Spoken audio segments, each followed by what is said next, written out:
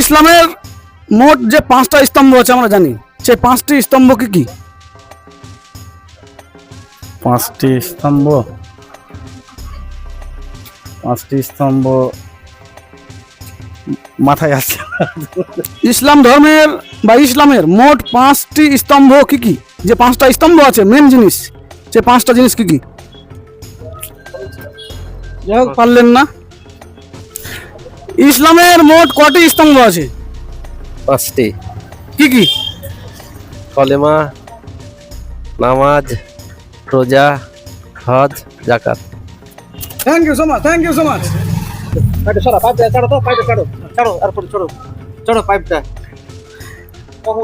ইসলামের মোট কয়টি স্তম্ভ আছে?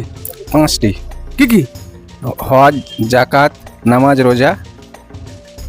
কটা হলো? 5টা। ইসলামের মোট কয়টি স্তম্ভ আছে? 5টি। কি কি? হজ, জাকাত, নামাজ, রোজা, কালেমা। ধন্যবাদ, আপনাকে অসংখ্য ধন্যবাদ। ইসলামের মোট কয়টি স্তম্ভ আছে? 5টি। কি কি? রোজা, নামাজ, হজ, জাকাত এবং মনে পড়ছে না?